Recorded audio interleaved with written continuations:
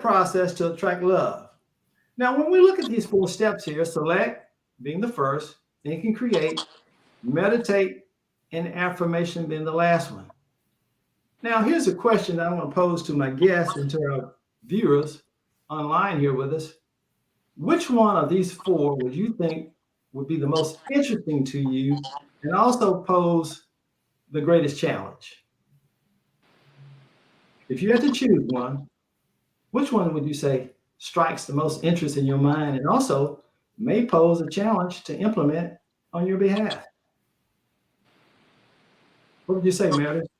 Um, I would have to say meditate. I actually did get a copy of the book, so just to plug you, and reading through the particular chapter that we talked about, and I know you're gonna go into more depth about it in the in the next couple slides. I would say that it's really easy to have an idea about something that you want, and even have the kind of faith that that you're gonna get that outcome. But I think just to consistently put in the time and dedication to meditate on something is almost like if you were trying to play the piano and you practice every day. And I think that's something that I haven't fully integrated into my personal life. So after hearing that, I was really intrigued. It ignited some self-reflection on how badly do you want something, whether it's success in your life, your personal life, finances, or whatever the category is.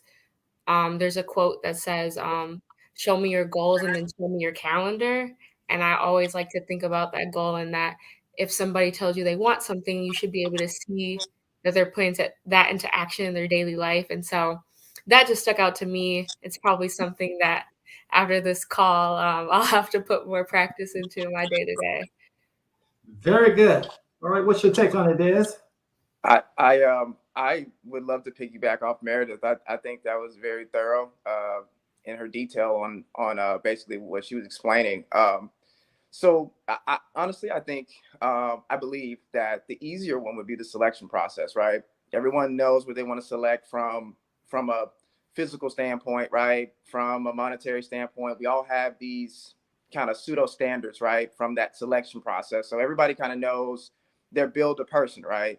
From a financial realm, from aesthetics and all these different things. I think also meditation and a little bit of coupled with thinking and creating too. Uh, that could probably pose a challenge for people who just really don't know how to do it in the most effective way. They don't understand the methods, and so they're thinking about what they do not want, and then they have this idea of what they do want, coupled with meditating on what, right? Meditating on something that's going to be perfect for them, or meditating on something that's going to be ideal, instead of posing the questions to themselves of am I ready for this particular situation?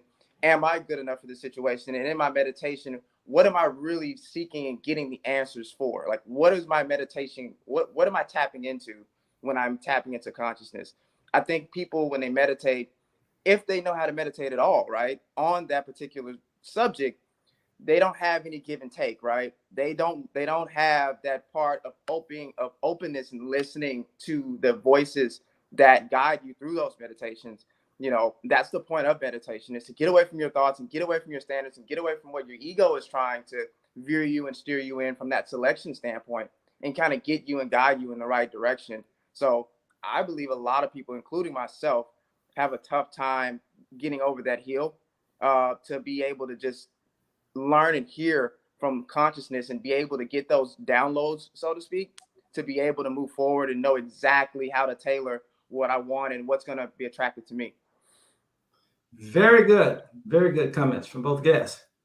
Attracting a companion, partner, husband, wife, and romantic relationship is directly related to thinking, creating, and meditating. Finding a life partner is one of the most important decisions we will ever make in our lives. Getting this right leads to happiness, joy, and fulfillment, and peace. If we get it wrong, we're facing an impending disaster. The trick is to attract your preference for a suitable and compatible partner. last one. Now, here's a question that I want to pose to my